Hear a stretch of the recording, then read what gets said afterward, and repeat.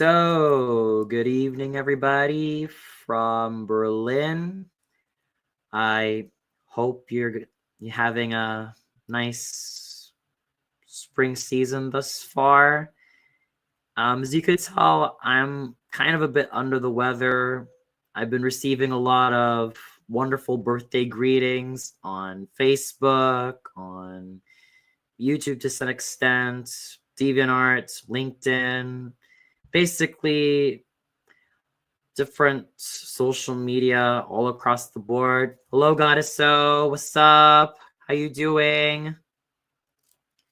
So it's been kind of crazy keeping up with a lot of amazing birthday greetings from my family and my friends, colleagues, mentors, teachers, favorite voice actors, favorite singers, and basically the people that I admire and who've basically become very important in my life. So thank you all for greeting me on my 33rd birthday.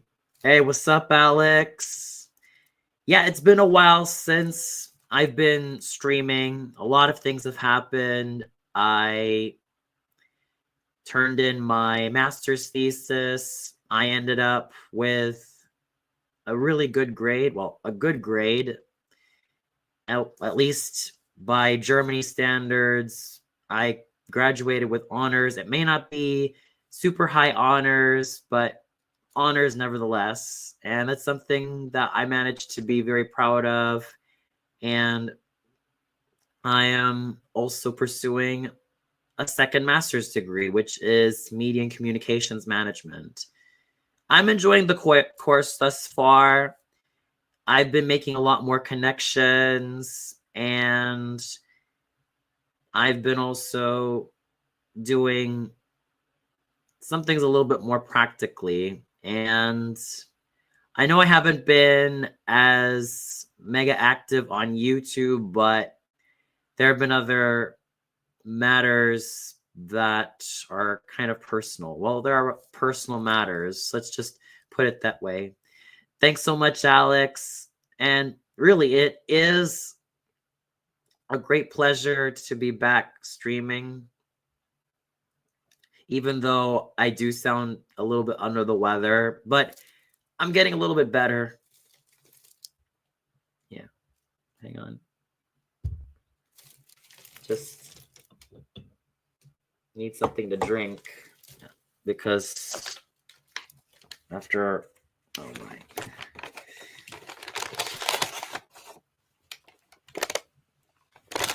Oh, that's really cool, Goddess-o.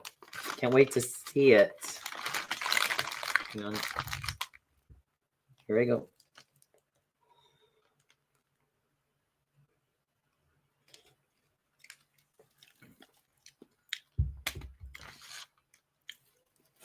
Then thanks so much, Goddess-o. Sounds very interesting of what you intend to do. Anyway, Alex, what have you been up to as well, man? It's been a while since I've had you on my stream, and yeah, I've been also trying to grow my YouTube. Excuse me. Yeah, I'm still kind of under the weather, but it wasn't as bad as a few days ago, but still. Anyway.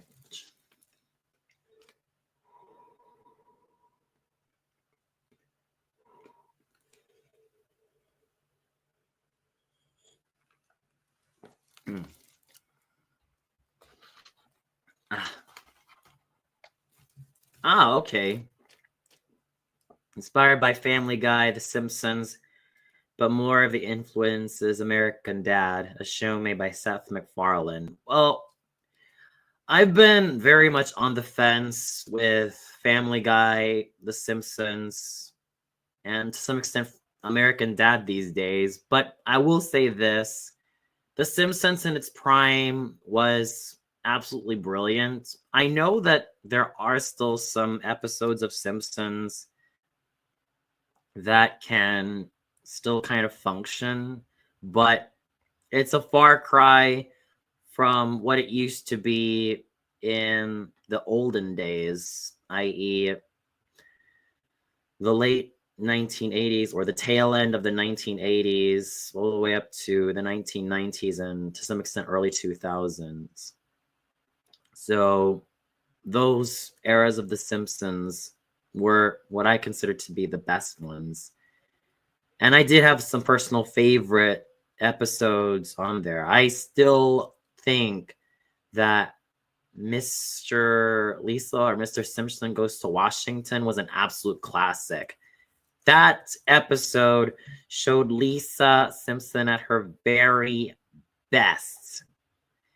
Yeah, it showed Lisa Simpson at her very, very best. I've always admired Lisa Simpson when I was a young kid watching The Simpsons, because if you've watched my previous live streams or reviews, I've always looked up to the very intellectual characters. I've always looked up to characters who were eloquent, who were well versed, who were sharp, and characters that I genuinely admired because of their wit. And Lisa Simpson was one of them, at least in her glorious prime. I know that she did go through some character regression, like she became preachier, she became the type of character who was kind of a far cry of the progressive free thinker that she was in the previous seasons. And it's kind of sad because I get it, especially if you're a long running show like The Simpsons. It stuff like writers changing and the directions kind of going into not so interesting places, it can be a mess. Yeah, I mean, that whole joke with, that slight interstitial of Marge waving at the audience and then Quagmire violating her was extremely uncalled for. And then it extends to Quagmire killing the entire Simpsons family. That's just horrible. And it's totally uncalled for. I think it's just one of the worst jokes I've ever seen from Family Guy. And also it felt like it was just played out too much. And yeah, I just don't have a high opinion of Family Guy anymore. Granted, its earlier seasons, well, in my opinion, first 5 seasons were really good. I still enjoy them. I think they're classics. But even then, there were moments where I thought to myself, gosh, can we just stop this already? I know that the first 3 seasons of Family Guy saw a cancellation on Fox, but then when Cartoon Network's Adult Swim re-aired the episodes, there was a lot more demand. There was a lot more of an increased demand, or revitalized demand. So it was both a blessing and a curse. Thoughts on Johnny Test? Back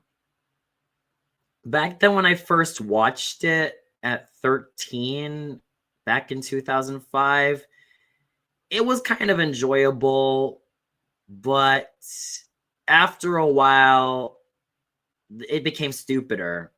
I know that people shit on the show for being a ripoff of Dexter's Laboratory, but with the older sisters taking on Dexter's intelligence and level-headedness, and Johnny being sort of the 2000s punk kid version of Dee Dee, where he's not interested in ballet and all things overly girly like Dee Dee is. He's more into skateboarding. He's more into the superhero comics. He's all about that impulsive action. But for me, I just think it's a show that's way too overhated. It's annoying. It's annoying, but it's a show that is white noise for me. I don't think it's one of the worst shows of all time. I'm still gonna give it to Coconut Fred. Sorry. But yeah, I'm still recovering from that recent cough that I had after celebrating my 33rd birthday. Change of seasons, of course.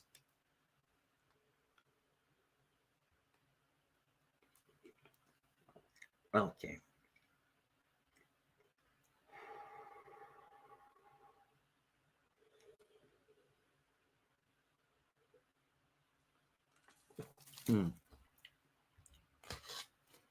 Okay. But going back to Johnny Test, it's not as bad as people say it is. It's not as bad as his detractors say it is. It's annoying. It's inane. It's stupid. But there's a sort of rebellious charm that it tried to possess. I get what it was trying to do.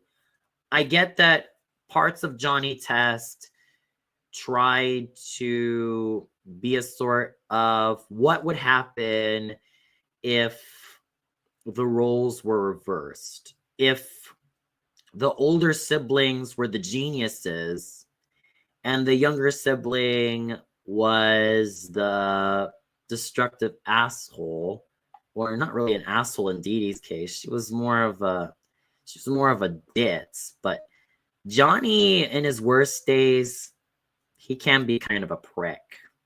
He can be kind of a prick. He can be kind of a punk. So it's not bad. I still like Dookie. I still enjoy Dookie's presence. The parents, in my opinion, were not anything too special. The secret agents, or the two agents, were kind of there. The villains were lame. They were wonderfully lame. If you could buy that oxymoron. What's up, Anita? How you doing? Sorry. Yeah. It's going to take some time for this cough to heal, but I've been getting a little bit better. I mean, granted, I did fall a bit ill. I did have to, rest my voice. I had to ensure that I had enough sleep. And yeah, that was pretty much it. But overall, Johnny Test is not a terrible show. It's not a terrible, god-awful show. It's just white noise. It's just stupid. It's not anything I would recommend to anybody who's looking for good cartoons from the 2000s. But it's just overhated. And I think the fan base, or the hate base more appropriately, is to blame for giving this show such a terrible legacy. So Mr. Enter, I still kind of enjoy him. I still like his content. I know that there are people who are not fans of him at all. I know that there are those who think that his opinions tend to miss the mark. And he has a lot of detractors, very avid detractors, but for good reason.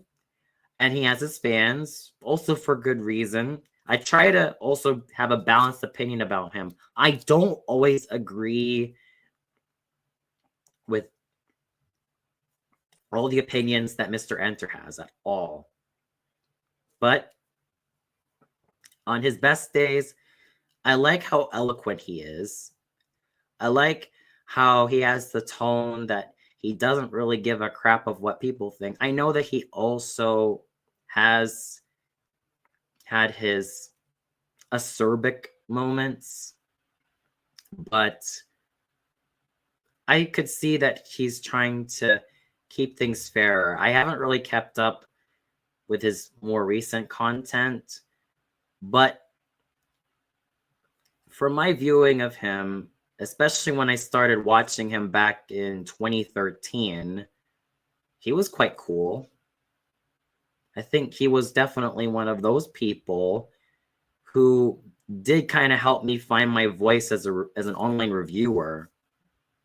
And granted, there were many other people, and even though I have never ended up watching, even though I have stopped, excuse me, let me rephrase that, okay?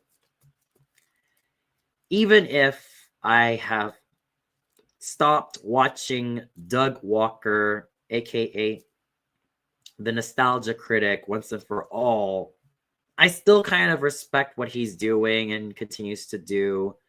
I don't always agree with everything he said. I mean, the fact that he thrashed The Good Son, well, it kind of also made me realize that if you take one person's opinion or a public, or excuse me, an opinion leader's as fact, an opinion leader's opinions as fact, then you're up a creek.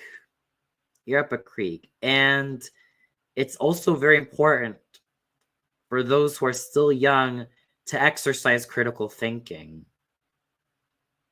I think the reason why I started leaning toward the Nostalgia Critic when I was between 17 and 18 years old was because, well, if you look back to the time when I was a jaded 17-year-old dude who was just so sick and tired of watching iCarly or what was going on in Disney Channel back in the late 2000s and early 2010s, I was veering towards watching a lot of my favorite online content creators on YouTube and even on the now defunct Blip TV.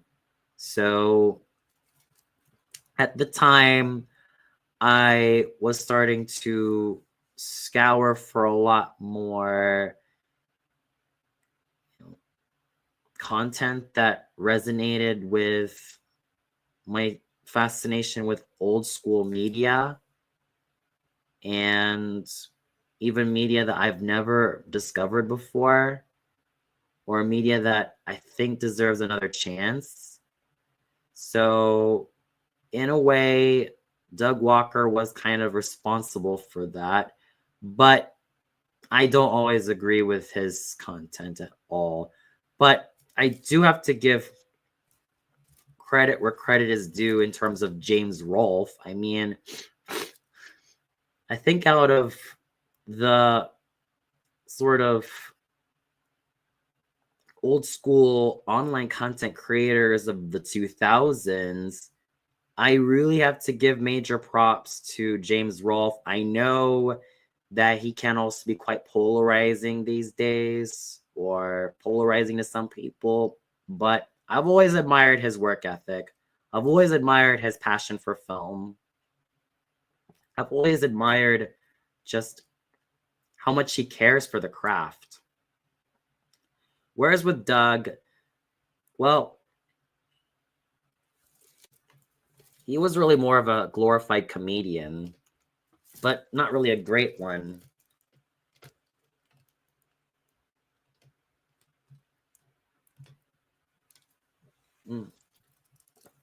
Um, Actually, didn't you mean Rocco's Modern Life? Yeah, and Buzz on Maggie. Well, speaking of Buzz on Maggie, I do have a very I do have mixed feelings about that show. Fun fact, when I was 13, I kind of considered Maggie to be my fictional crush. Yeah. Sorry. I know. It was kind of unusual for me as a 13-year-old seventh grader to kind of crush on a fly girl. But then again, Jessica DeChico's vocal magic was truly brilliant. I mean, I love Jessica DeChico. I think she can do any type of role. I know that what she usually does are either young girls, teenage girls, and to some extent, tween boys. I think her vocal range is quite similar to Nika Futterman's, although Nika Futterman's is a lot more mezzo-y. It's a little bit earthier. Whereas with Jessica DeChico, it has a little bit more youth in the voice.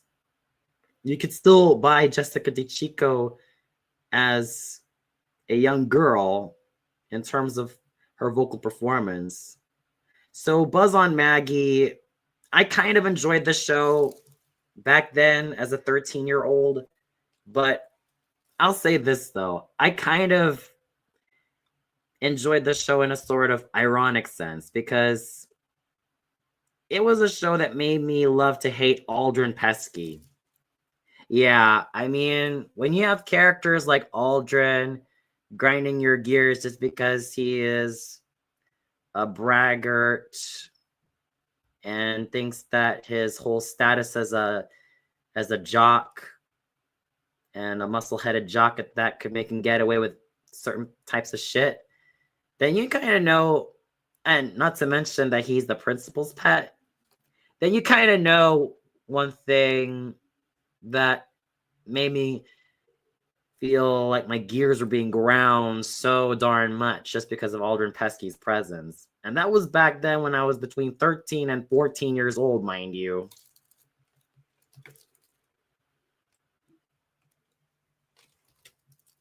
So in a way, it almost felt like me having this stupid, silly little crush on Maggie Pesky was sort of my way of trying to troll Aldrin Pesky. Oh my god. The shit I the shit that I thought of back then when I was a quite frankly nutty 13-year-old boy. But then again, I kind of wisened up from that era, but oh my god.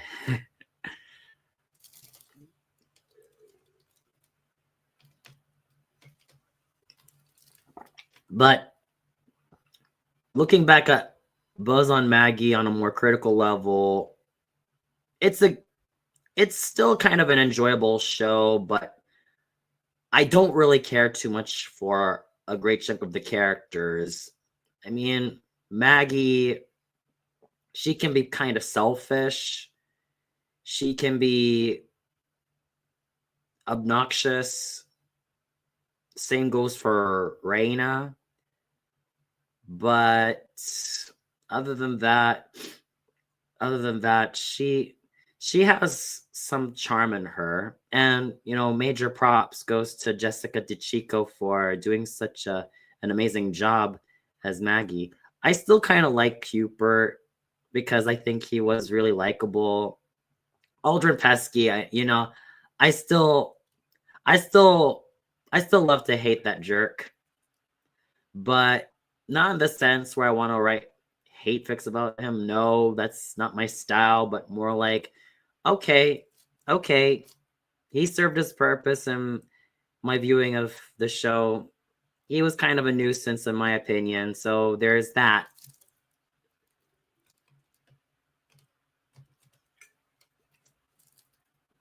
Hmm. Hmm. Yeah, it's been a while since I last saw Pepper Ann. I mean, The last time I had a go at Pepper Ann was when I was making my tribute video to the Christmas and Hanukkah special. So basically, yeah, really going back to Pepper Ann brought a lot of fun memories because I loved the absolute heck out of this show when I was a 9-year-old third grader. That was my shiz right there on Disney Channel. Pepper Ann was totally fun. I loved Pepper Ann. I loved Milo. I loved Nikki. I kind of also enjoyed Trinket and Sissy and Dieter as well. Well, I actually enjoyed Dieter. I think he was just so much fun. And given that I've been living in Germany, I think he also kind of made me feel happy to live here in Germany as well. So, Dieter, ich liebe dich, Mann. Actually, yeah, I was gonna tackle that question that you posed, Anita, because I was also talking about my previous experiences with, well, not personal experiences, but viewing experiences with Walker and a lot of the other stuff that I caught on Disney Channel. But I have seen the 2000 dinosaur film from Disney. Back then, when I was an 8-year-old about to start the second grade, my mom and my sister, yeah, we saw this film when we were in California. Yeah, California. I think more specifically in Los Angeles, if I'm not mistaken. Yeah, Los Angeles, along with my cousin and aunt. So, and I think a few family friends, if memory serves me well. So we saw this film in the theater, and I loved it. I loved the cast. I loved Actually, I loved the CGI. The I loved the overall world building. Yes, the story of Dinosaur is not a particularly new one. It basically combines elements from Tarzan, especially when it comes to Tarzan and Jungle Book and Romulus and Remus, especially when you have Aladar being raised by these monkey-like creatures. And then you got this whole fight to survive. And I think this is what happens if you combine Tarzan, Romulus and Remus, Jungle Book with, let's say, Jurassic Park and Land Before Time, but make the characters a little bit more grown up. Well, especially the main hero a lot more grown up. You get Dinosaur. And I still like it. I think DB Sweeney did a fine job as Aladar. There was also Alfre Woodard, a very young Hayden Panettiere, and the star-studded cast was also amazing. So, stylistically speaking, Dinosaur was absolutely fine. So, I hope that answers your question, Anita. And I do agree with you, Goddess. So, Gargoyles was the best. I really do love the show. And going back to Pepper Ann, when it got taken off, I was devastated, man. I was truly devastated. Ray Skywalker was adopted by Tenzin's family from... I haven't really caught up with the latest Star Wars films, but I think that Rey Skywalker and Korra could end up being like the closest of sisters. I know that they might have their clashes and their frustrations, and their interpersonal strife, but I'm pretty sure that they'll work it out together. And I think Tenzin would serve as a fine mentor figure to both girls. So there we go. But in all seriousness, I haven't really I have caught up with a few episodes of Avatar Legend of Korra. I think it's a it's a good sequel. It's a good follow-up to Avatar The Last Airbender. I'll say this though about Avatar Legend of Korra. At least there was some vindication for Seychelles Gabriel, who was UF from the live action Last Airbender movie by M. Night Shyamalan. So at least there was some vindication for her to voice Asami. And I think that was a career saver for Miss Gabrielle. I think that really did her wonders for making sure that her acting career remained on the straight and narrow. And Allison Stoner as Opal, yeah, talk about talk about talk about really good opportunities for getting a wonderful all-star cast. And that's something I really love about Avatar The Last Airbender, let alone the entirety of Avatar. Well, the animated series at least. Star-studded casts who really give it their all, and really good writing all throughout, especially for a Nicktoon. I know that Zuko and Katara should have been the endgame couple. They really should have, at least in my opinion, thematically speaking. Because I get that with Aang and Katara, there is some appeal of having the main hero and the main heroine together. But no, not really. I mean, look at what was going on with Hunchback of Notre Dame. Quasimodo didn't end up getting the girl, but he was still gracious. The main theme about that film was that in the end, he found acceptance after saving Esmeralda and showing that he's not some monster, unlike what happened in the original Victor Hugo novel, in which Quasimodo and Esmeralda were dead.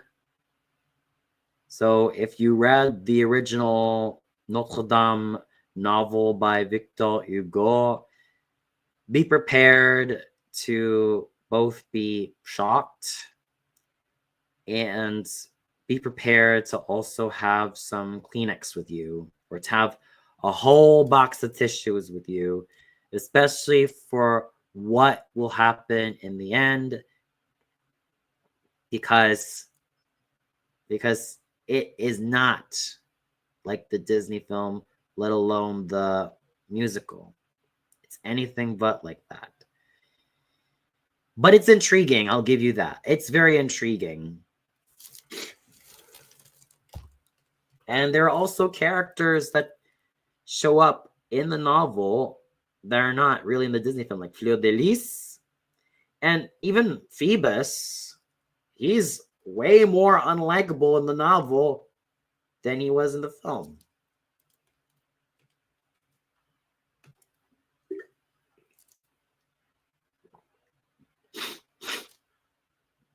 Okay.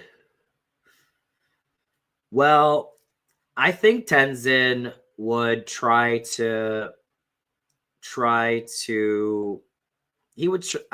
would argue that he would still try to be the reasonable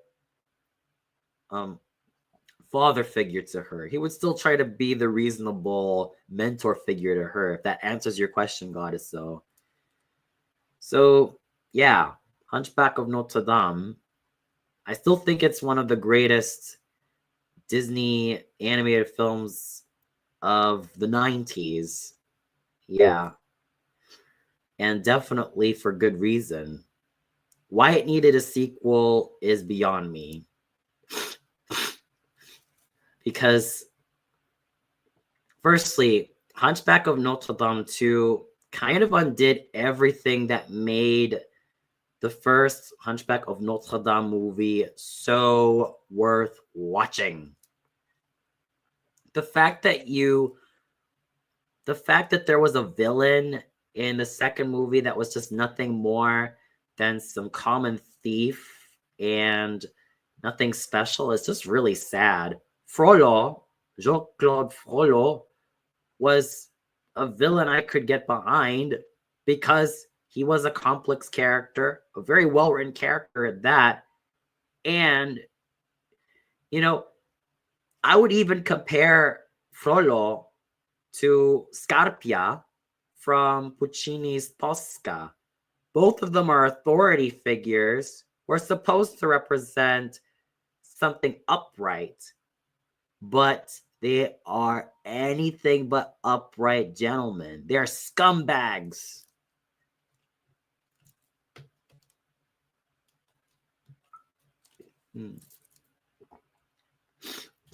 But not, well, to be more specific, both Frollo and Scarpia are immoral and absolutely hypocritical scumbags. So both of them really had it coming. Yeah. True. But like I said, Goddess, so I haven't really caught up with a lot of the recent Star Wars films. I've been kind of on and off with it. I still enjoy Star Wars, especially in terms of its world building and its soundtrack and its effects. So definitely. Yeah, Frollo is also comparable to Father Cornello. So that's another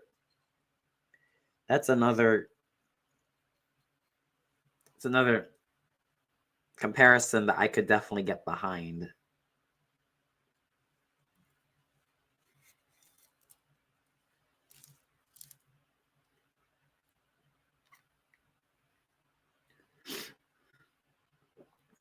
Well, that's fine, Goddess, so that's really fine.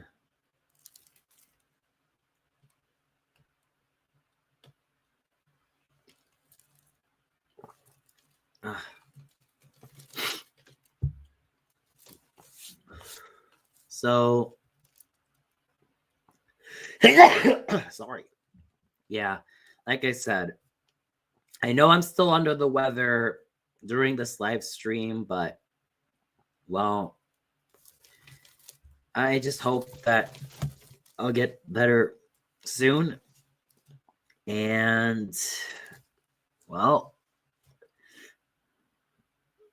exactly. I mean, Father Cornello from Fullmetal Alchemist, he is definitely a very screwed up character, but that's why I enjoy the villains in Fullmetal Alchemist. There are those who really go beyond the moral event horizon just because they think that what they're doing is righteous, but in fact, they're doing something so fudged up. Show Tucker, anybody? Yeah, I'm aware. I'm aware. You already told me that, Alex. Yeah, Joan Plowright. May she rest in peace. I definitely enjoy Joan Plowright as an actress. I love her in a lot of those noble roles. I mean, I could definitely say with confidence that Joan Plowright and Judi Dench, Elizabeth Taylor, they were definitely the finest actresses in terms of British elegance. And it's no problem, Alex. It's no problem at all. And in terms of the other villains from Fullmetal Alchemist, like let's say the Seven Deadly Sins or the Homunculi, absolutely brilliant. I mean, you got to give major props to Hiromu Arakawa for such a brilliant piece of work. So, in terms of, let's say, how I would assess Fullmetal Alchemist 2003 and the revamp Fullmetal Alchemist Brotherhood, I'd say both of them are strong. Absolutely brilliant. Well, well, in terms of Full Metal Alchemist, it has a lot of exceptional writing. It uses allegory, it uses it uses allusions.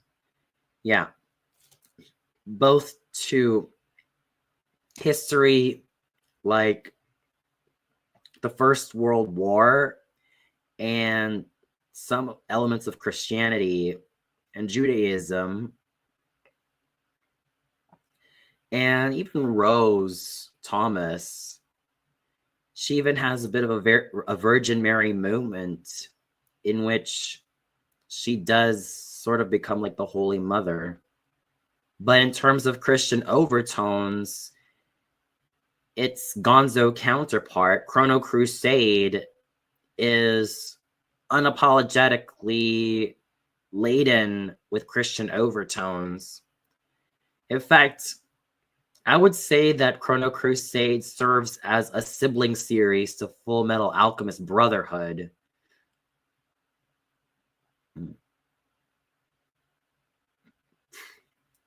Oh dear. Yakko, Wacko, and Dot being under Maze Hughes and Gracia Hughes' home. I don't know. They're gonna wreak havoc. But they'll still be fun to play around with Elisa. I think they'll make for wonderful playmates for Elisa. Or Alicia, excuse me. I think they'll make for wonderful playmates for Alicia. But being legitimately adopted kids for Maze and Gracia, I'm a bit on the fence with that.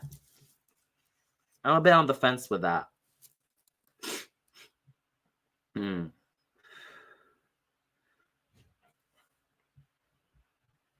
Mm-hmm. So, yeah. And here's something interesting that you guys should know about Chrono Crusade's ending. The difference is how the anime and the manga end. You know, because if you haven't watched the anime, I highly suggest that you go watch it. And also, if you haven't read the manga yet, I highly suggest you do so. But let's just say that there are some sad moments in the ending, but it's still absolutely brilliant overall. Yeah, I know that Maze Hughes is unconditionally protective and loving toward Alicia. I think he'll just perceive Yakko, Wacko, and Dot as basically Alicia's playmates and nothing more. So that's that. Oh, excuse me.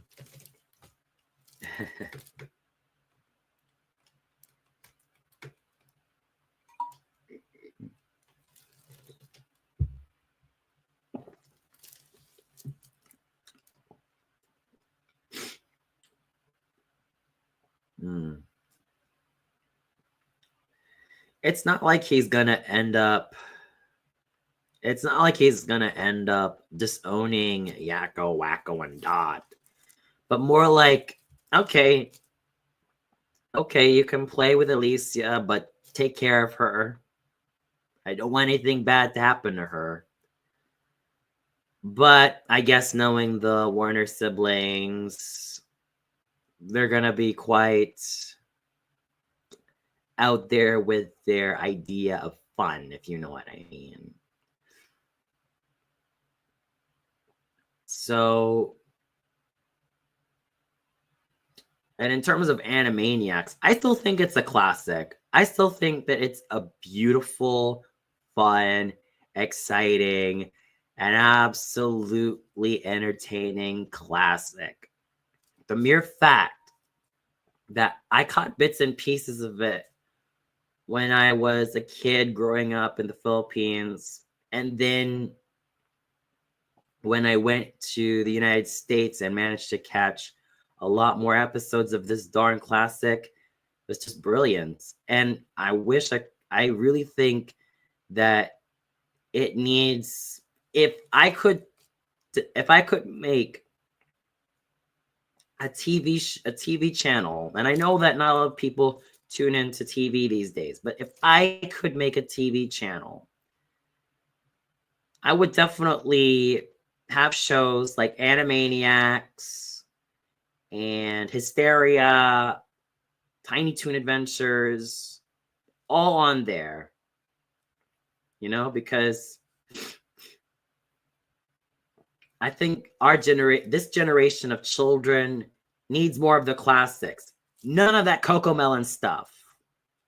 None of that wokest ideology bullshit that we're seeing. We don't need that. We just need the exceptional classics. But granted, there are amazing creators these days, but they need a lot more, not just attention, but they just need more voices to be heard.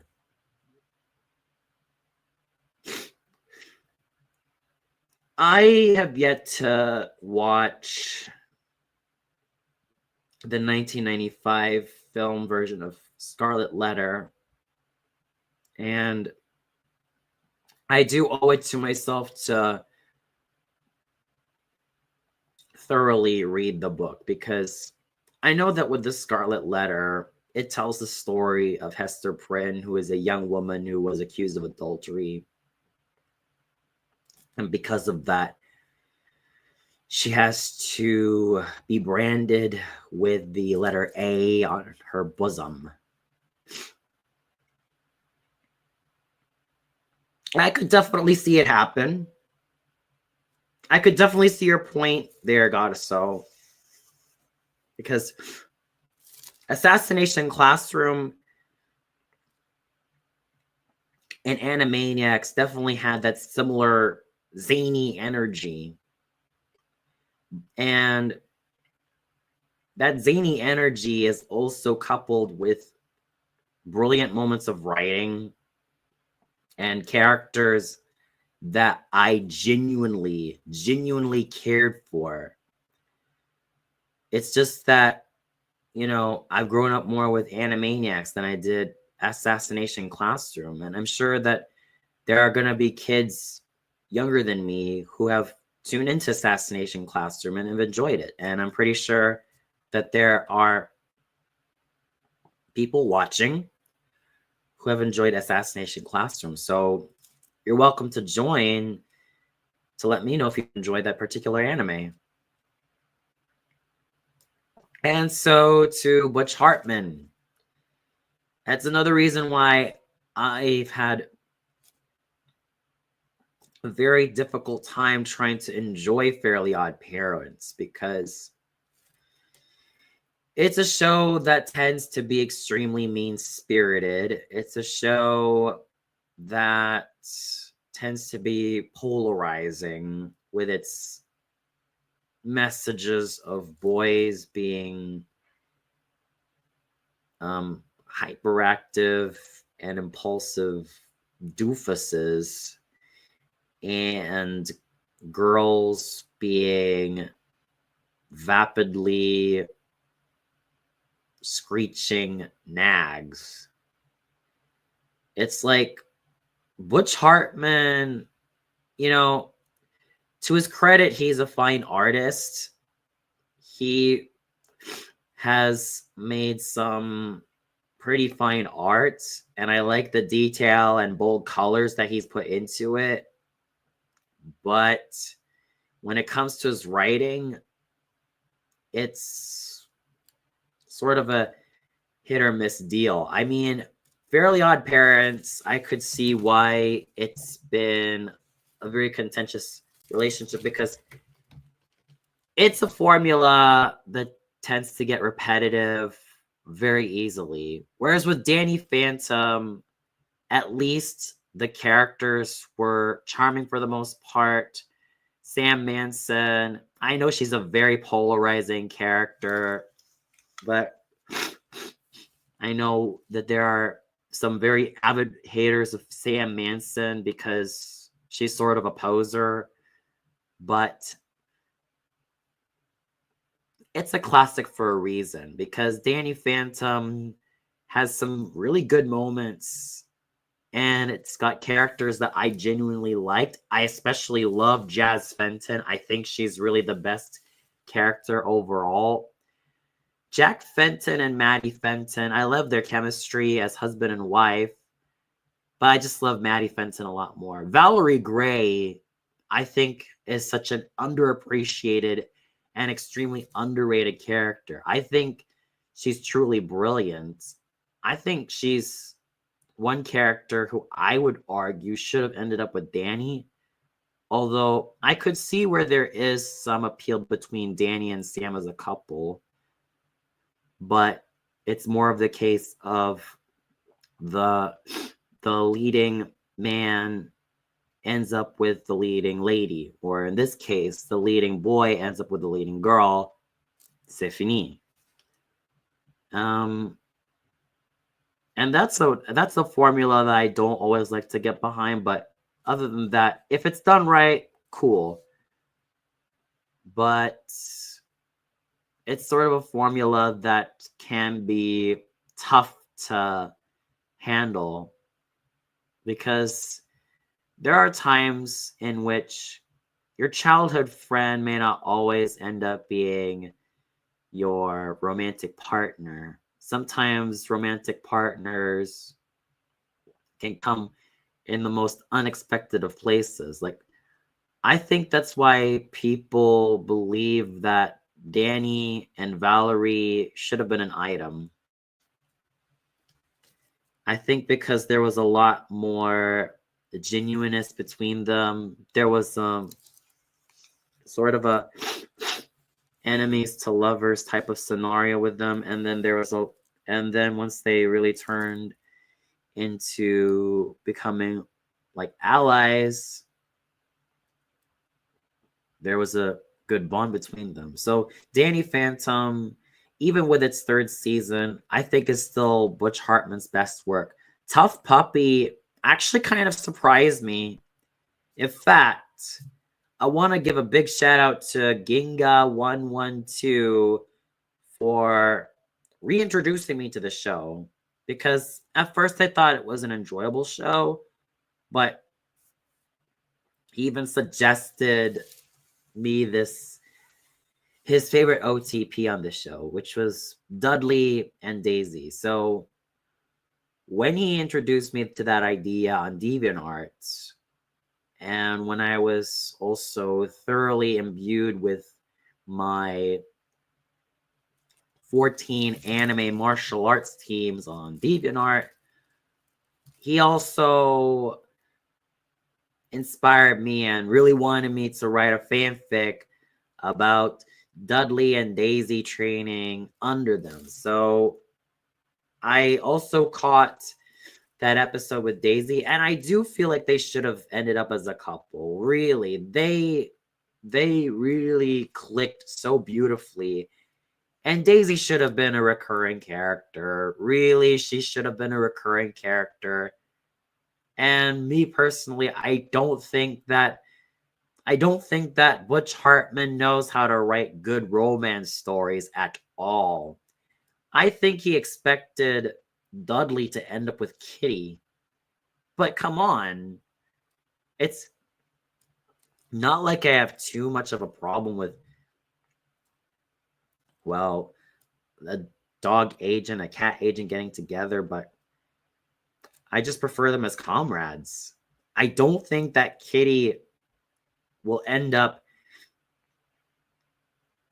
being compatible with Dudley because she's far too level-headed and mature for Dudley's impulsive muscle.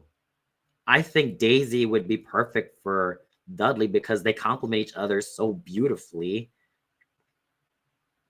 And they have way more in common. So I really have to credit Ginga1122 for making me thoroughly invested with this ship. And I'm definitely going to continue using them and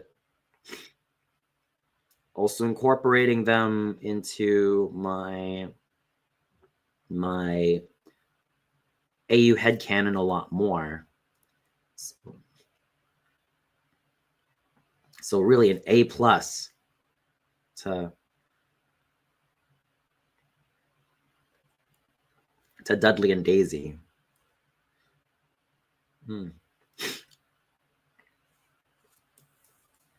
Yeah, I could see where you're coming from.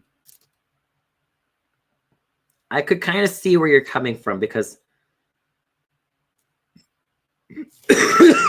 sorry. Yeah.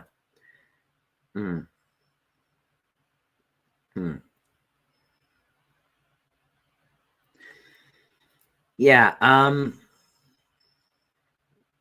yeah, Tiny Toon Adventures being comparable to My Hero Academia. Okay, I could see where the parallels are coming from because you got a lot of these young superheroes in My Hero Academia's case and the young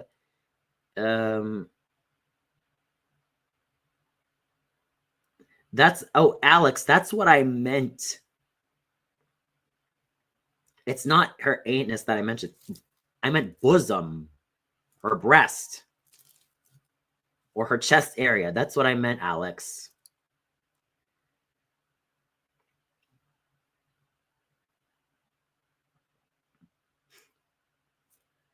So,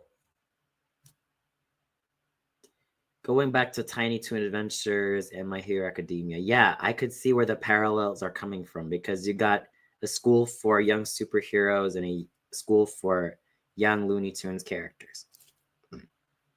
And they have veteran superheroes who mentor them and veteran comical cartoons that also mentor the Tiny Toons into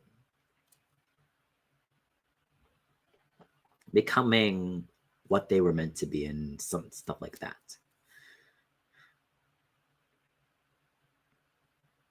And you know, I have been having a go at My Hero Academia. I still think it's enjoyable. I still think it's fun, but I haven't frequented as much as I would like to because I got other things in life that I have to do. I don't always want to spend it just watching anime or all that stuff, but still, it's definitely something worth considering. And you know, it's a modern classic for a good reason because it's got characters that we care for. I know that there are those who may not like Deku, but when you get behind him, it's basically about him finding his own path as his own hero. I know that sounds like an idealistic take from me, but it's sort of what I could get behind because with Deku, he's like the underdog. At first, you might think that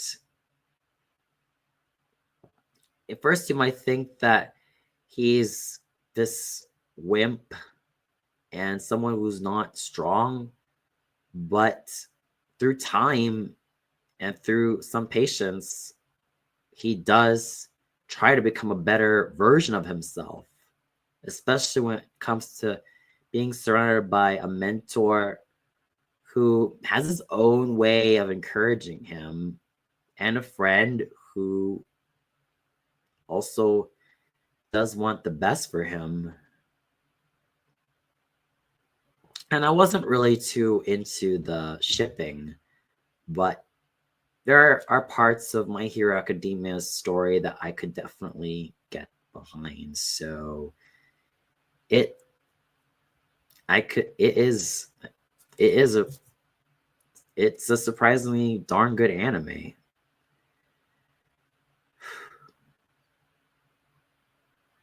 Okay, regarding relationship writing, I think the problem is there are ships that are either underdeveloped or other times they are too on the nose, like it's more apparent but doesn't resonate with fans. Yeah, exactly. I mean, every time I look back at Sky High, I know that the relationship between Will and Layla is sweet, but they were childhood best friends. That doesn't mean that they're gonna end up becoming boyfriend and girlfriend. Hey Sammy, how you been? Yeah, so I get it. Will is the designated main hero, while Layla is the designated main heroine.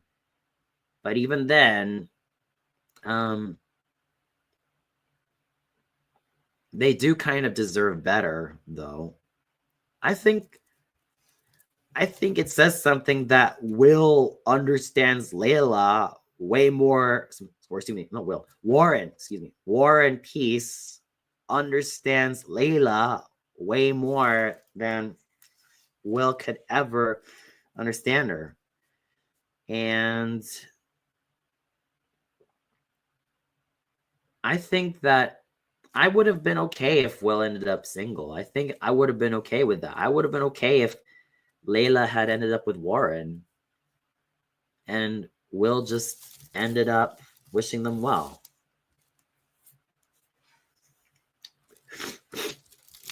I mean, I think that's another thing that I like about Hunchback of Notre Dame because, especially when it comes to the development between Phoebus and Esmeralda, I'm talking about the Disney animated movie version, and especially, how her relationship with Quasimodo was, because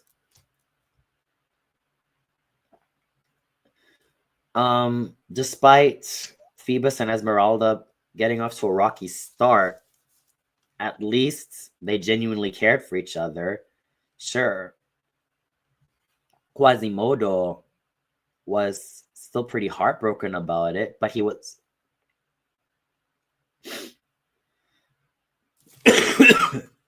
but he was not a jealous asshole about it. He accepted it. So he accepted it and made sure that he and that excuse me, that Phoebus and Esmeralda had their happily ever after. Hey, that's no problem, Alex. So actually, thanks for bringing that up, Jack. I think it's a good point that you brought up in the stream. So I'm going to show it to everybody here. Yeah, take note of that, ladies and gentlemen. And that's something I've noticed about shipping in fictional media or shipping as a whole. Let me see if I could. Yeah. Or shipping in fan fiction. So that's definitely something that you guys should be very, very, very aware of. Doesn't matter what you're studying, whether you're studying literary studies seriously or if you want to write as a hobby, still got to remember that.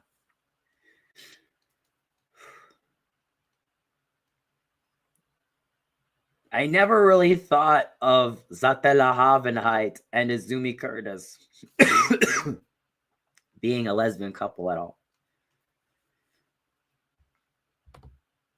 I never really thought of that. That barely crossed my mind because isn't Izumi already married to Sig Curtis?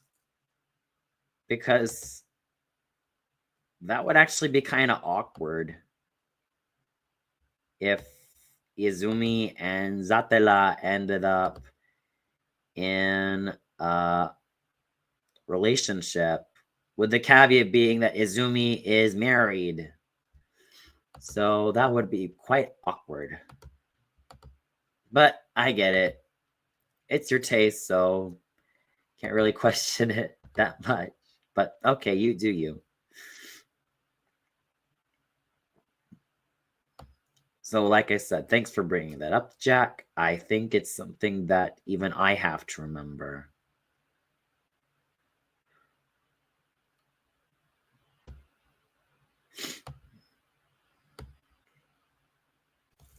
So, I know that I've made my opinions about Inukog very clear, so it's something that I am not gonna I'm not gonna repeat what I'm gonna state about Inukog ever again. You guys already know this. Yeah, I'm fully aware. Izumi is a hardworking woman. She has her own brand of tough love, stoicism, and she's someone I could definitely get behind. And believe me, I see that. I've seen that in the series, both the 2003 series and in the 2009 revamp. Hey, it's always a pleasure, Jack. And in terms of the whole Edward Winry shipping, I was not a fan of it. Yeah, true. Izumi is not abusive. She's tough. She's tough, but she has her mind screwed up, right? She has her mind screwed on, right? Yeah. And she knows what's best. She really knows what's best for both Edward and Alphonse, as if though they were adoptive sons. So, anyway, going back to Edward and Winry as a couple, I never really bought them. I was never into the whole Edwin ship. I was never into the whole Edwin ship. I know that it's kind of popular for anime series to have, you know, the main boy and the main girl have this belligerent tension towards each other, and then boom, they end up having some fling together. My problem with Coco Melon is that it is a poorly made animated children's show. It's not appealing at all. It's trying way too hard to pander to leftist ideology, and it's not a good show at all. It's the character designs look terrible. The messages are pretty mixed, and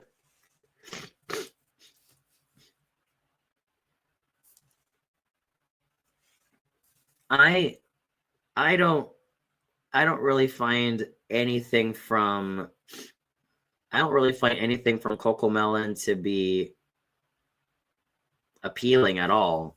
It's not for me, and I don't recommend Coco Melon to any toddler at all. Oh boy. Yeah. You know, that whole thing with the two gay dads telling that little boy that, oh, he can dress whatever he wants to dress. I know it has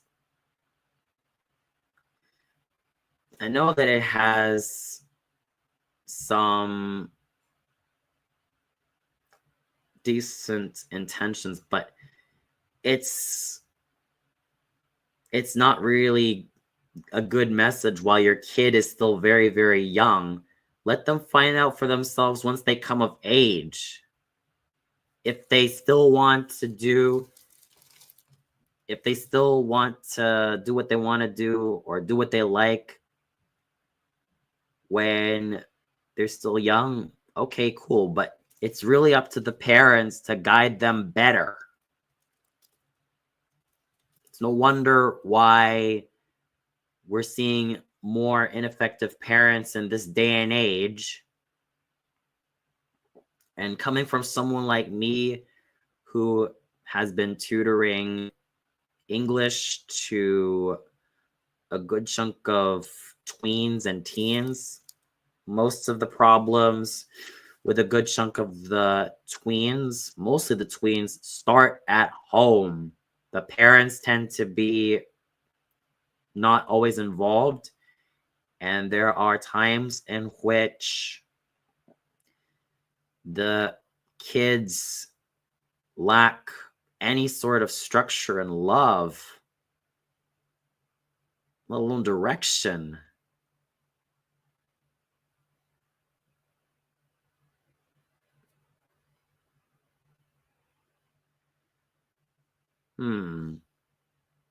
I'm not so sure if Dib's dad could end up being a good father figure to the cul-de-sac kids. Maybe a good science teacher, but I don't know. Being a good father figure to those kids would be too much of a stretch, if you know what I mean.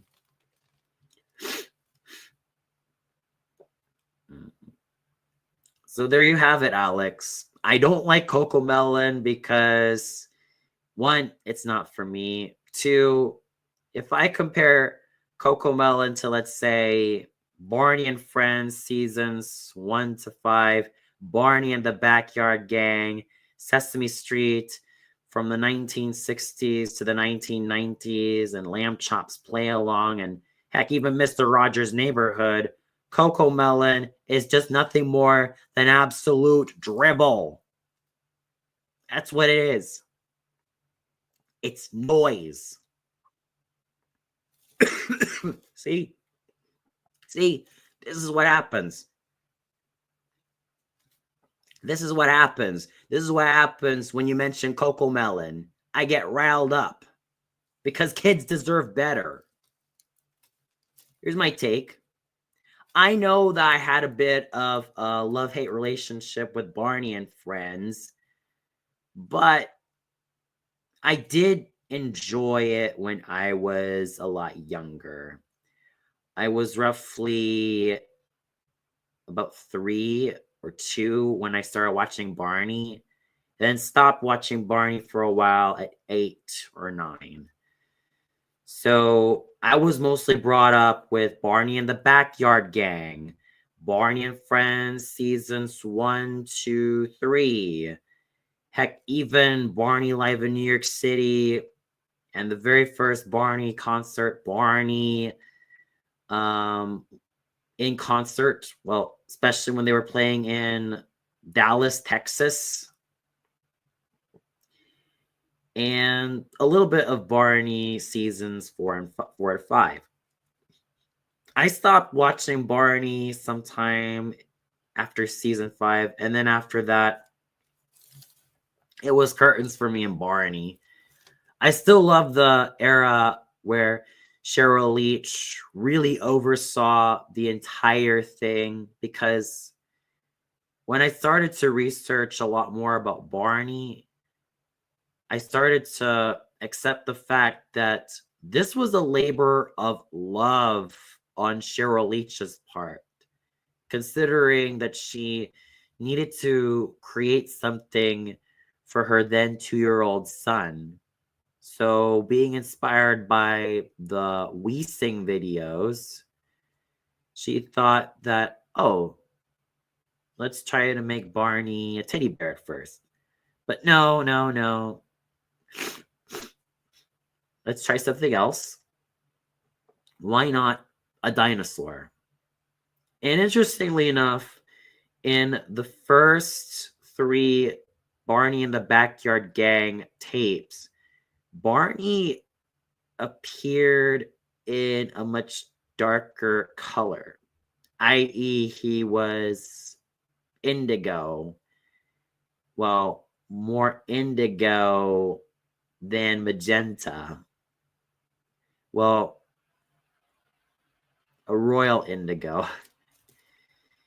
Yeah, bluish. He was on the indigo side, but I still think that was the good version of Barney. I mean, before he became all goofy and saccharine, I think he still had his lovable side, but it was backed up by something a little bit firmer. I could see why that some of the kids didn't really like that version of him, or they thought he was a bit too scary because his voice was pitched so deep. Excuse me. And Bob West, in an interview, he said that when he pitched his voice as Barney so deep, that was basically the Wagnerian Barney, the operatic sounding Barney, as he jokingly called it, which I thought was absolutely cute. And then came the times when Waiting for Santa, Campfire Sing Along, and Barney Goes to School were released. And Barney had a more magenta color, but still had his deep voice. And here's another thing. During the first 6 videos from the Backyard Show until Barney Goes to School, his suit actor was David Voss. However, once David Voss went into the military, someone had to replace Barney, or someone had to replace Voss as the suit actor. Then came David Joyner, who gave Barney his turns and his jumps and made him the more excitable, lovable dinosaur that he was. And he also had a slightly higher, and then Bob West gave him a slightly higher voice. And that's how he became the Barney that people enjoyed, but certain detractors ended up being annoyed with. Yeah.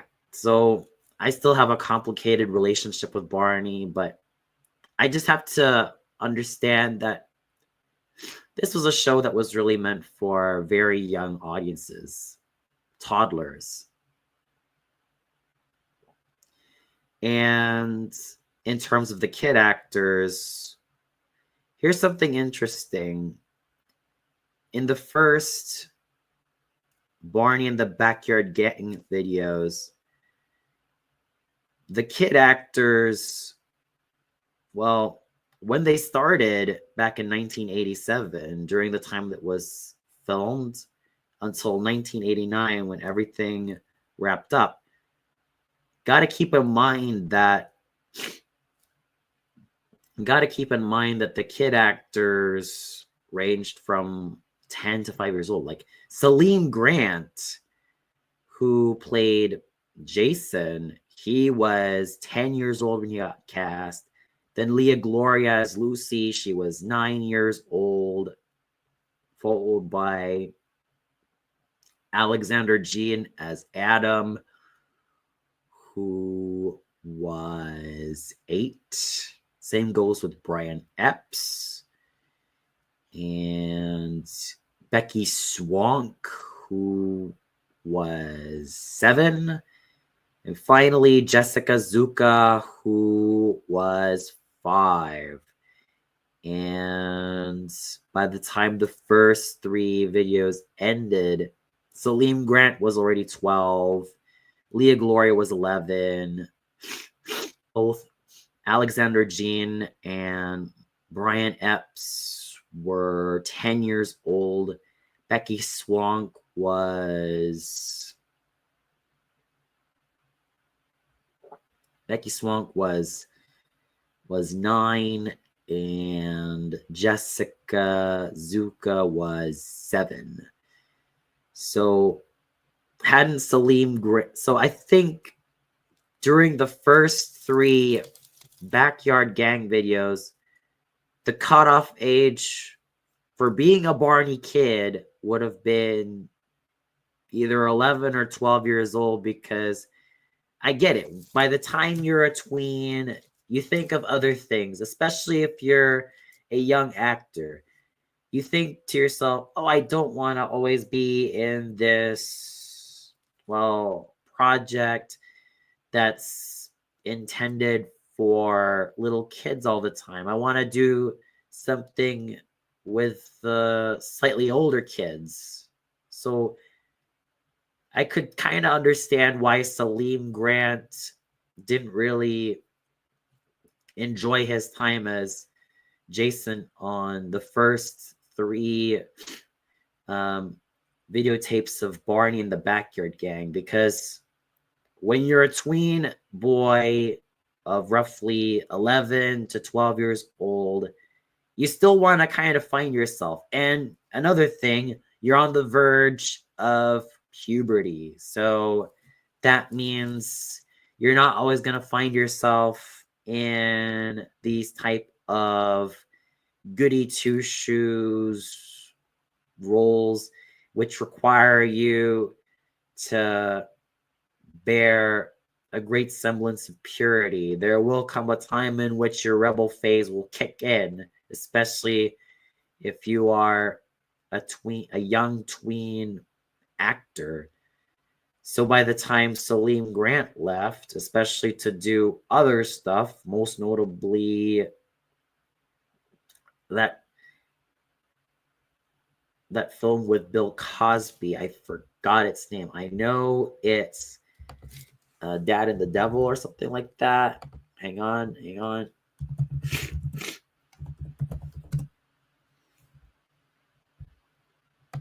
Yeah, I know that Salim Grant was also on Saved by the Bell. Let me see right here. Yeah, he was also on Saved by the Bell. So that was kind of a career elevator for him. Hang on.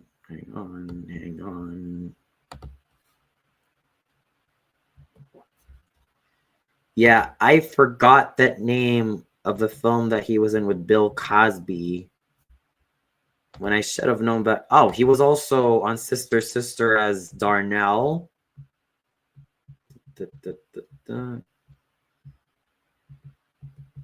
Yeah.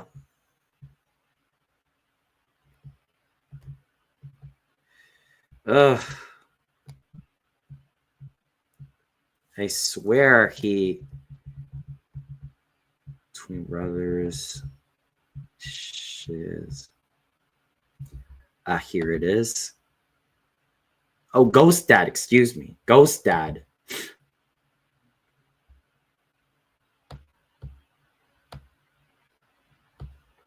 Yeah. He was on Ghost Dad. So, yeah.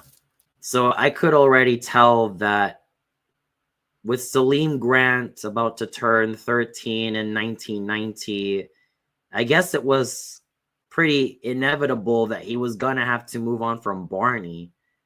And simultaneously, by the time 1990 rolled around, Leah Gloria was between 11 and 12 years old. And I think it was also time for another kid to join to replace Salim Grant as Jason. Enter Ricky Carter, who was 8 going on 9 years old. And I could see why Ricky Carter was chosen as Derek. I mean, especially for those who still care about Barney. If you saw the scene, if you've seen the scene with Derek reciting that wishing star poem, I know that not a lot of people think, oh, he wasn't such a good actor at the time, but you gotta cut the dude some slack when he was 8 going on 9 years old, because this was his first time being on such a serious project, and he had to grow into the character eventually. And for someone who was still 8 at the time, I would say that was a pretty brave effort. So, mad respect to Ricky Carter at that age. And another thing about Ricky Carter as Derek is that there was an innocence to him that made him perfectly compatible with being a Barney kid, you know, that you're lovable, you seem happy to be with new people, and you just want to enjoy the company of really good friends. And that's what Ricky Carter brought into Derek: the lovability and the charm, the sweet boyish charm, and a sort of innocence to him that made him infectious. During his first 3 appearances, and then he came into his own, especially in Campfire Sing-Along and Barney Goes to School, Barney in Concert, and Rock with Barney. So there you go. And at the time, and yeah, everybody was still in the, well, below their tweens. I mean, what with Leah Gloria? With Leah Gloria being 12 years old by 1990, Alexander Jin being 11, Brian Epps being between, like, being 10 going 11 years old, Becky Swank being 10, Ricky Carter being 8 going on 9 years old, and Jessica Zuka being 7 going on 8 years old. So still below their tweens, for the most part, with the exception of Ricky Carter and Jessica Zuka. The only tweens in the Backyard Gang were Leah Gloria as Lucy, Alexander Jean as Adam, Brian Epps as Michael, and Becky Swank as Amy. And then came 1991, the last year for Barney and the Backyard Gang, when Leah Gloria was the lone teenager. She was actually 13 years old by the time Barney and the Backyard Gang ended, and 14 years old by the time Barney and Friends season 1 started. So it's not hard to see why she didn't end up being a full-time cast member by season 2, because let's face it, when you're 14 years old and you're pretty much the eldest cast member in Barney and Friends season 1, it's basically, you're basically on the verge of saying goodbye, Barney, or until the next time, Barney, and hello, high school. Because the only time that Leah Gloria had an appearance as Lucy after season 1 was just one time during her guest appearance in Exercise Circus, and that was it. Because by that time, Leah Gloria was already in high school, and I get it.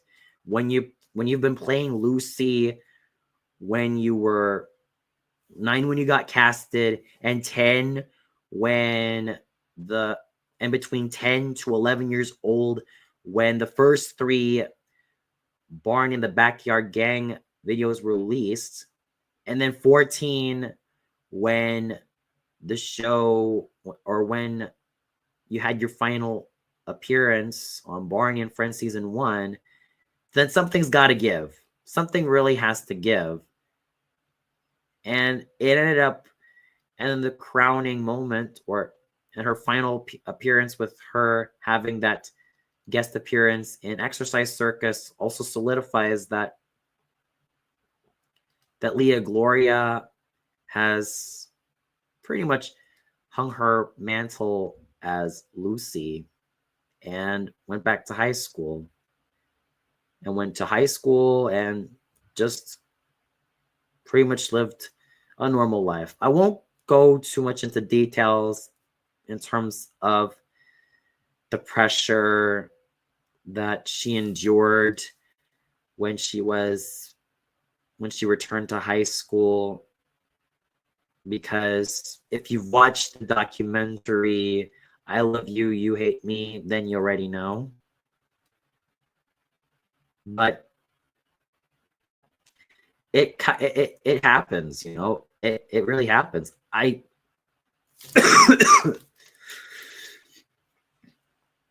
Sorry. I also think that if Salim Grant had stayed on as Jason, I think it would have been very awkward to have seen a 13-year-old boy still be on Barney, when I think and I'm also more convinced that the actual cutoff age for being a Barney kid is 14. I mean, look at Leah Gloria. After season 1 ended, she was 14. She was 14 when she started Barney and Friends throughout 1992. I mean, granted, she had one guest appearance at 15 years old, and that was in 1993, and that was it. But still, it's still, when you're a teenager and you still find yourself in a show that's meant for preschoolers, then something's got to give. Same thing that happened to Brian Epps. He was he was 14 during season 2. So also by the time at 14, it was kind of also time for him to say until the next time. But he would come back and sing and dance with Barney in 1998, then released 1999. But he was 19, interestingly enough. So that was pretty much the cutoff age. And then Ricky Carter, well, he was 13 when he had he was 14 when he had his final appearance as Derek in season 3. So he played the character for 5 years straight. Jessica Zuka, well, quite interestingly enough, she was,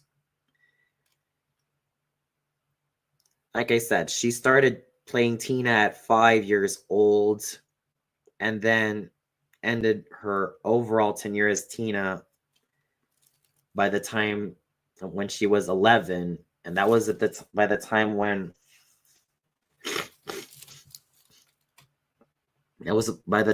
that season 2 finished. But she came back in a guest appearance in season 3 in 1995. So, and that was when she was 13. Now, Pia Manalo as Min, she was pretty much the longest staying Barney and Friends cast member.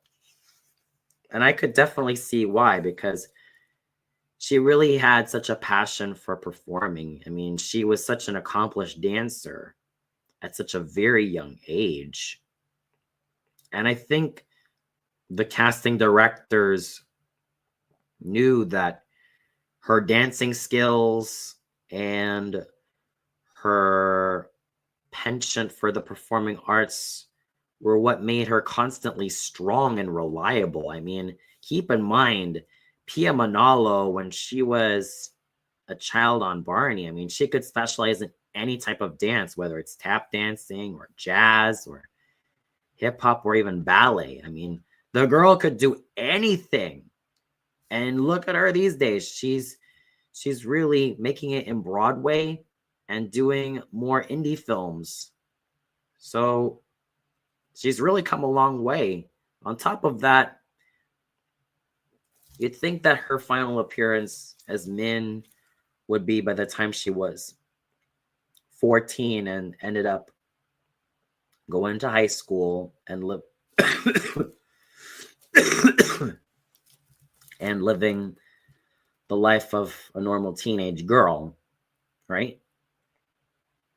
Because she started her tenure as Min when she was about 9 or 10 years old. Well, 10 years old.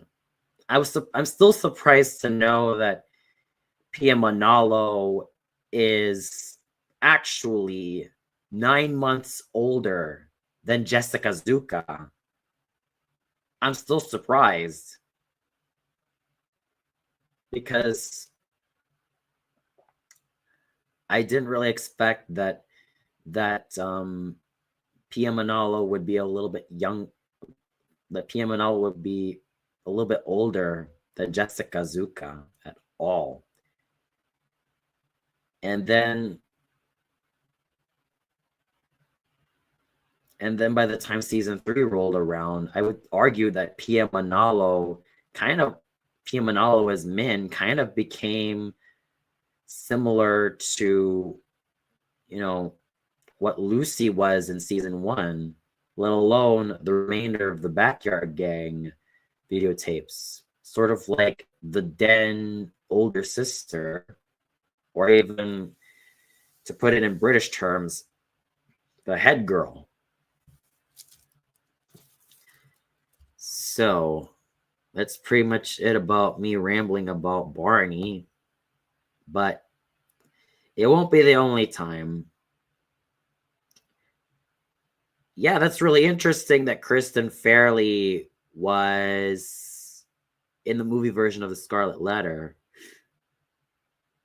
I still love Esmeralda from Hunchback of Notre Dame. I still think that she is absolutely amazing. I still think that there's a charisma about her that I've always cherished so darn much. And she deserves way more love than ever before.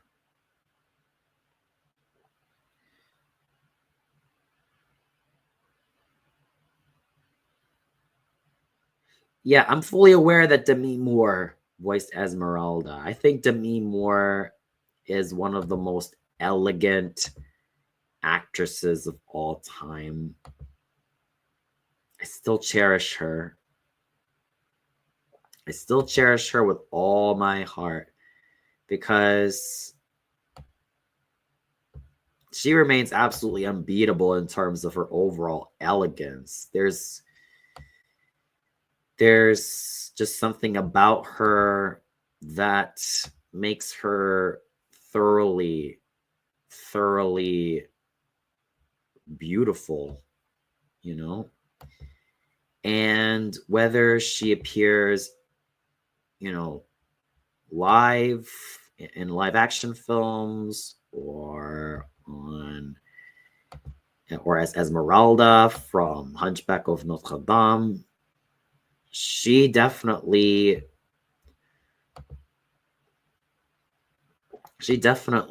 imbued her character with a great deal, or imbued all of her characters with elegance and poise and complexity.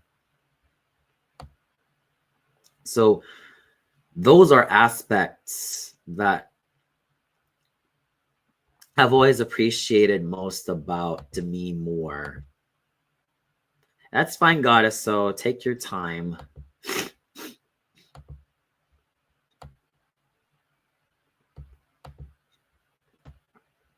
Yeah, so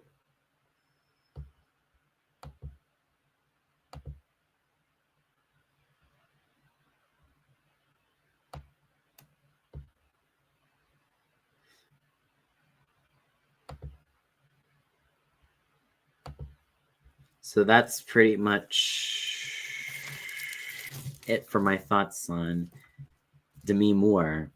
Well, as for Demi Lovato, okay, I get it. It's also quite fascinating to know that both Selena Gomez and Demi Lovato also had their start on Barney. Heck, the last time I caught Barney was when I was 11, and I caught in the wee early mornings on PBS Kids during the time I was vacationing with my dad, mom, and younger siblings. And I think it was Florida. And I caught Barney very early in the morning. I remembered seeing Selena Gomez as Jana, and the rest was history. That was the only recent, or that was the only time I ever caught the newer batch of kids in the early 2000s from Barney, and that was pretty much it. I was done with Barney overall. I still have a certain fondness for Barney and Friends seasons 1, 2, 3, with a little bit of 4 and 5 in the mix, but mostly seasons 1, 2, 3, and 4. And that's pretty much it. And in terms of one of the last times I caught Barney before catching it again was 2000 with Barney's Super Singing Circus. Yeah. It was fun. I'll give it that. I think Barney on its best days is still fun, but it's a shame that has become the big punching bag. But I could see why. I mean, watching the documentary as well, and also rewatching a lot of the shows from the 1990s, whether it be sitcoms or animated series or dramas, there was more of an emphasis of irony. There was more of an emphasis of sarcasm, disenfranchisement, or not disenfranchisement, but disaffectedness. Yeah. There was that element of not just that, but also rebellion and experimentation. What you've seen in the 1990s, like the 3 original Nicktoons, those were absolutely experimental and pushed the envelope of what certain shows could get away with Rugrats being kind of the softer blow of in comparison to Ren and Stimpy being all out with its gross out humor, and Doug also being more down to earth, but being not afraid to touch on some topics that challenge young viewers at that formative age when they're watching Doug grace the screen on Nickelodeon. And then you also had MTV that capitalized on trying to be edgy. And then don't forget about Jerry Springer and the advent of Fox Kids, in which there was a slew of programming that tended to get away with far more than what you think they could get away with. I mean, look at X-Men, the animated series, a really exceptional and wonderfully animated action cartoon that had an amazing following, that was not afraid to go all out with its action. Same goes with Conan the Adventurer, and even animated comedies like Animaniacs and Tiny Toon Adventures, which were absolutely irreverent. Something like Barney, or by that extent, both Barney and the Backyard Gang and the first season of Barney and Friends would have been thoroughly out of place and felt like it couldn't really belong in this crazy world of irony and experimentation and sticking it to the proverbial man. I also have to keep in mind that this was also an era where revolution, or when revolution occurred, the fall of the Berlin Wall, the end of the Soviet Union, the end of the Cold War, that's when everything was starting to flourish in the 1990s. And I think that's why a lot of us millennials or late Gen Zers tend to look back at the 1990s with such nostalgia, and why a lot of us think that it's one of the greatest times to be alive ever, because it was revolution all around. Granted, not everything in the 1990s was all sunshine, rainbows, and happiness. It was also there was also a lot of tough stuff that happened. Remember when Rodney King got racially profiled and eventually battered, but the 4 white policemen who did it to him barely got any long jail time. And then came the Los Angeles riots back in 1992. Yeah, it just shows you right there that there were still some dark sides to what was deemed as one of the greatest all-time decades.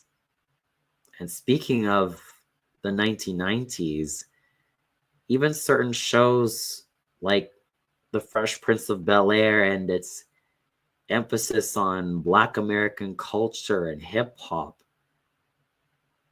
to coexist with something like Barney and Friends, it's no wonder, or even Rock and its raw portrayal of a lower class Black American family, complete with such an earnest portrayal. I think it's really no wonder why Barney and Friends was such a huge punching bag, because it didn't really resonate with a lot of the values that the 1990s had. And came Barney and Friends to try to be that soft, cushiony pillow that assured audiences that they are loved, and it doesn't matter how shitty things get, you are loved. So that's what I could get out from why Barney and Friends, or why Barney as a whole, really had that difficult relationship with certain audiences because of what was present at the time, in a time where things were about to be experimented on, and ideologies were constantly crashing. Things were changing into some crazy revolution. With Barney and Friends, I get it. This sweet show, this sweet, harmless show probably stirred a great deal of suspicion, especially to the wrong type of people. And when you look back at it, it's quite sad.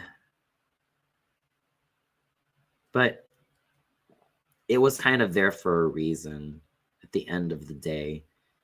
You know, with all the clashes that happened in the 1990s, ideological clashes for that matter, it's kind of interesting to know how would a show like Barney and Friends even fare compared to a lot of the other entertainment giants. So that's one to really think about. And even going back to Nickelodeon, I mean, my gosh, before it tried to go all the cool route, Nickelodeon really had some programming, interstitial programming that was quite experimental at the time. You know, Inside Eddie Johnson. The fact that I could still remember this particular interstitial series and actually made learning biology more fun was saying something. I still can't help but feel kind of terrible for this generation of kids, because the fact sorry the fact that I was okay, let's try again. The fact that I was so fortunate to have grown up in the 1990s and catch something like Inside Eddie Johnson on Nickelodeon during its glory days really says a lot about how much Nickelodeon could get away with. And let's also not forget about Hey Arnold. The kids featured on Hey Arnold were realistically written because these are not the overly idealistic, wholesome kids that we would see on Barney and Friends or Sesame Street or Lamb Chop's Play Along or even Mr. Rogers' Neighborhood. These are kids with actual problems and actual insecurities, frustrations. They have a tendency to turn on each other and just show certain levels of cruelty toward each other. But still, in some of the best moments, they can still have each other's back. And I still cherish the friendship between Arnold and Gerald. It's probably the greatest friendship I've ever seen in any Nicktoon. Even when the odds were going to be against them, they still stuck by. And I still consider and you know what? I'm going to say this. I'm going to say this right now. Maybe I might have said this in previous videos, but I'm still going to say it with all my heart. Arnold and Gerald's friendship is more than just friendship. It's a brotherhood. It is a freaking brotherhood, man. They've had each other's back since day one. And they've also ensured each other that they're going to stick by each other even when the odds are stacked against them. That is just how legendary their brotherhood is. And you know what? They might as well be brothers from other mothers. So there you have it. And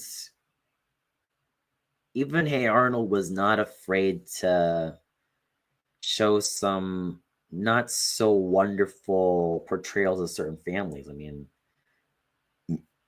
Helga Pataki's family, oh my goodness. You know, it's hard never to feel bad for Helga, even though I don't always agree with everything that she's pulled off toward Arnold. But still, you gotta admit that she had her reasons, and those come from a place of not feeling loved, not feeling acknowledged by the people who are supposed to care for her.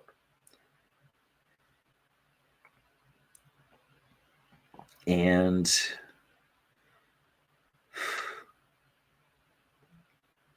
yeah,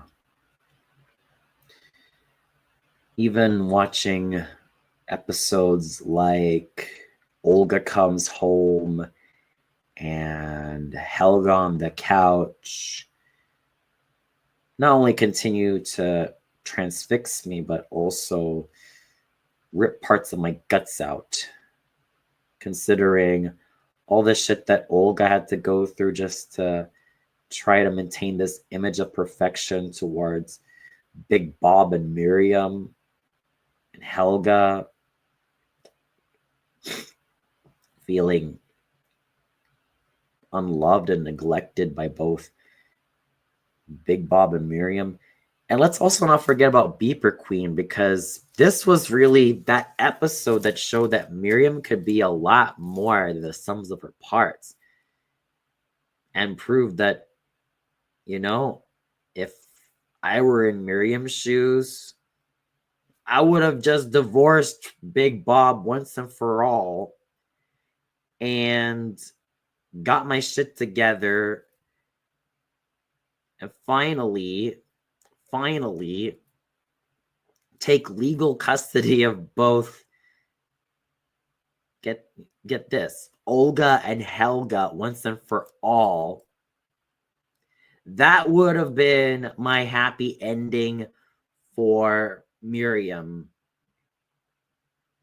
because by the time she stopped dozing off and being drunk, yeah, spoilers, she proved that she could actually grow into her own as a mother and as a strong, independent woman who didn't need to rely on her drinks anymore. And that's yeah, or even find herself in legal trouble with her drunk driving. Oh yeah. It's not obvious, but it's heavily implied. But still, if you could read between the lines, you'll know that Miriam was obviously drunk. Slurred speech and not being all there. What does that say about her? Yeah. And there's a video that I would like to recommend as well from Wicked Binge, which is called like the 10 darkest things about Hey Arnold. And it's not just about the Pataki family, but also about an education system that's designed to crumble because of the existence of certain kids who are supposed to be in middle school but are still in the 4th grade, like Torvald. So that's pretty sad. And Harold, who is between 12 to 13 years old and is still in the 4th grade because he ends up having his bar mitzvah. Wow. So I think that's why I still have a lot of love for Hey Arnold, because It's a show that's not afraid to illustrate that being a kid is not a monolith. It's not a monolithic experience. Everybody's got their own stuff to deal with. They have their own family dramas. But what we can do is work through them with the right people, with good friends, and with people who genuinely care about us. You just got to find the right ones. Or as Mr. Rogers would say, find the helpers. And that's why I've always held Hey Arnold with way more respect than SpongeBob SquarePants. That's right. That's right. I've given way more shits about Hey Arnold, let alone cared way more for Hey Arnold than I ever cared for SpongeBob SquarePants. Because where SpongeBob SquarePants is going these days is a tragedy. It's just remained nothing more than Nickelodeon's cash cow. And it's also another reason why I stopped caring about Nickelodeon these days. Oh, yes, Miss Kitty. I still remember Are You Afraid of the Dark? It's still an amazing show.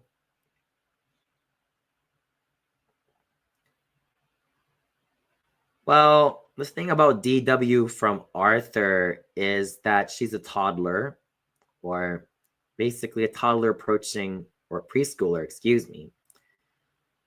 And, well,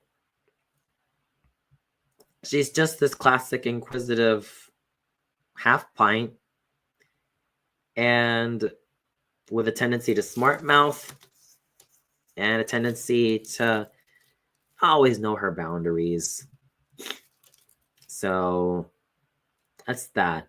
She still has her good moments though, like her friendship with her imaginary friend slash genie confidant Nadine. But she's fun. She's fun. Whereas with the Tibble twins, oh dear. Another take, I still think that Cousin Mo deserves way more appreciation and way more love. I still enjoy Arthur. You know, I still enjoy Arthur to this very day. I like to think of it as PBS's answer to Hey Arnold, but instead of human characters, we get anthropomorphic animals. So it's sort of like a companion piece to Hey Arnold. Hey Arnold. At times when you put Hey Arnold and Arthur side by side, you could easily confuse them. You could easily misplace the Hey to Hey Arthur. And then, well, the rest is history. I get why, because the theme song also has Hey being sung all over. So there's that. It's easy to kind of find that confusion between Hey Arnold and Arthur.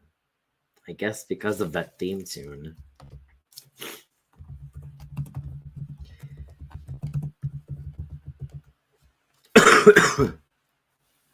And here's also something really fun about Arthur. Now, while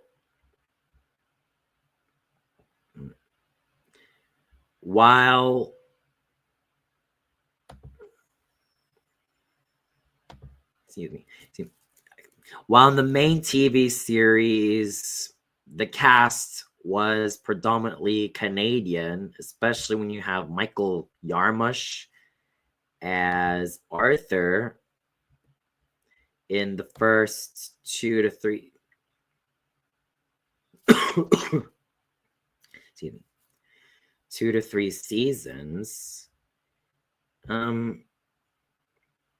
you realize that in the games, he was voiced by, I think he was voiced by Pamela Adlon, if I'm not mistaken, because I remember playing one of the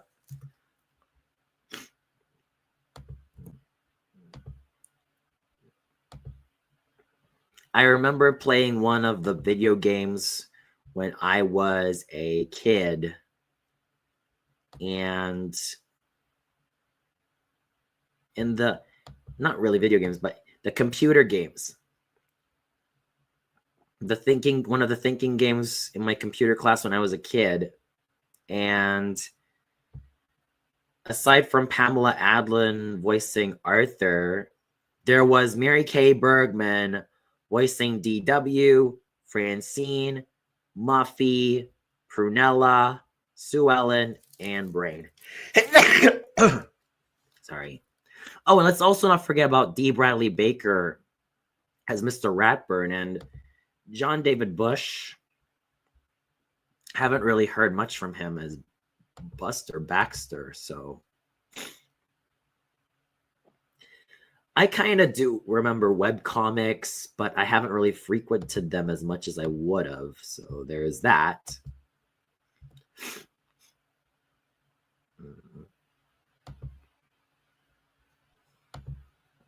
All right, so what else?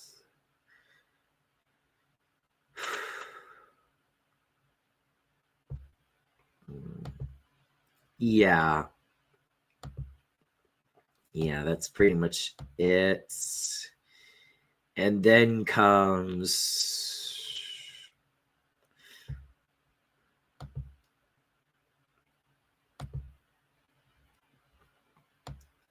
the main series of Arthur, in which DW used to be voiced by a boy. Actually,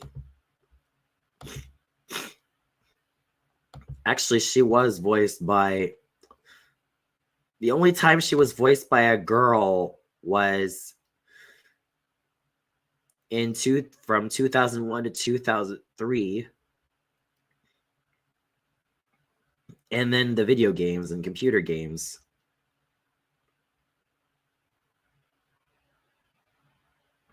Mm-hmm. Yeah, interestingly enough, in the Arthur TV series, she was voiced by Michael Kalos. D. Bradley Baker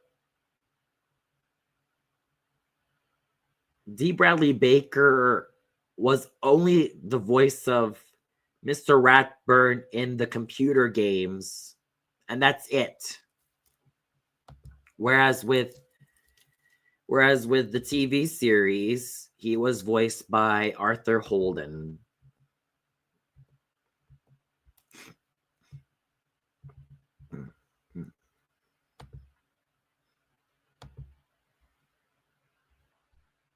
The rest, like in the main TV series, most of the cast was Canadian. Like a great chunk of the cast of Arthur was Canadian.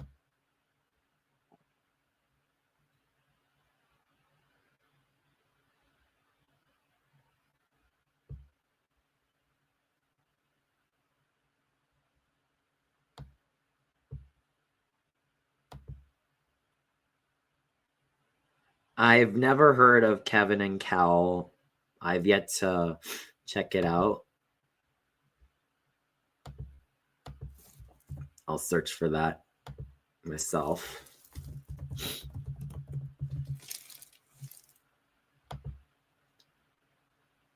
Ah.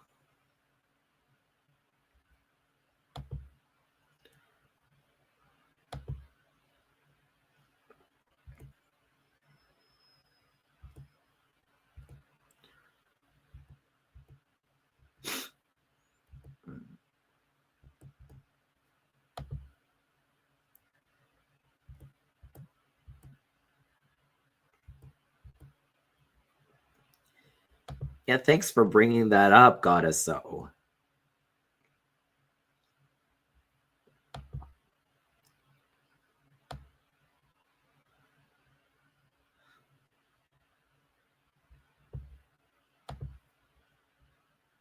I think it's quite interesting.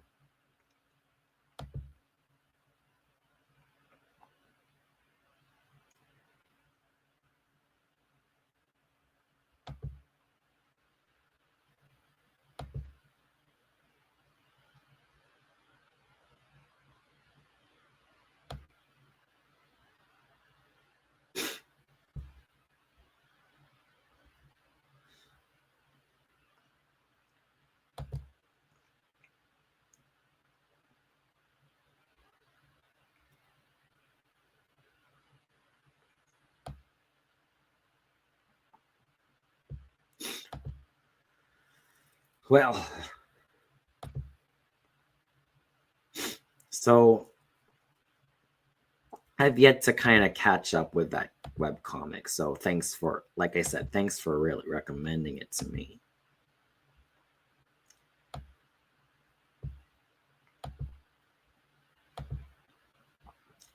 So anyway, I think I'm just gonna end it right here. I kind of need to rest a little bit more because I